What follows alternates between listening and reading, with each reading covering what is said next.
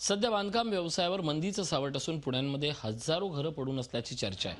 असं असताना कमी किमतीतील छोट्या घरांना मोठी मागणी असल्याचं स्पष्ट झालंय। केंद्र सरकारच्या पंतप्रधान आवास योजनेअंतर्गत पुण्यातील मेपल ग्रुपनं लॉन्च केलेल्या आपलं घर योजनेला इच्छुक ग्राहकांचा उदंड प्रतिसाद मिळतोय।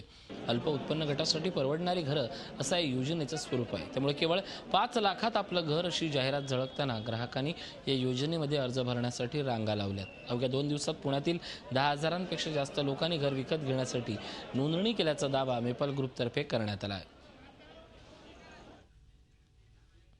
की म्हणजे एक आहे असं वाटतं, पण अजून घर मिळालं तर चांगलंच आहे। पुणे या भागात आजकाल घर घेणं हे फार महागाचं झालेलं आहे।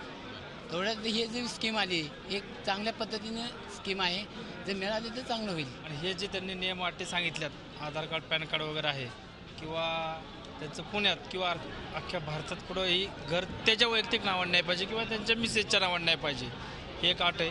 त्यात बरेचसे लोक बसतील, पण मला वाटत नाही की 10,000 तेवढे पुरतील।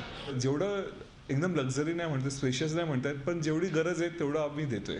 तर त्या हिशोबाने 302 स्क्वेअर फूट आमचा बिल्टअप एरिया येतोय।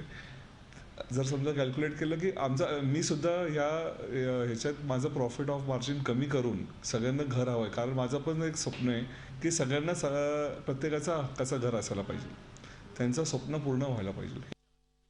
दरम्यान या योजनेला उदंड प्रतिसाद मिळत असताना त्यासाठी ग्राहकांकडून वसूल करण्यात येत असलेल्या पात्रता पडताळणी शुल्कावर प्रश्न उपस्थित होतात। अर्ज भरून देताना त्यासोबत प्रत्येकी 1,000 रुपये तसंच 145 रुपये सेवा शुल्क जमा करावं लागतं। एकंदरीतच ग्राहकांची पात्रता पडताळणी हा सरकारी यंत्रणेचा विषय।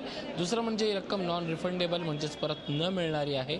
त्यामुळे अर्ज करूनही ज्यांचा घरासाठी नंबर लागणार नाही अशा हजारो ग्राहकांचे पैसे वाया जाणार आहेत। मात्र सरकारी योजनेच्या नावाखाली घराचं स्वप्न पाहणाऱ्या ग्राहकांची अशा प्रकारे फसवणूक सुरू असल्याचा सामाजिक कार्यकर्त्यांनी आरोप केला आहे।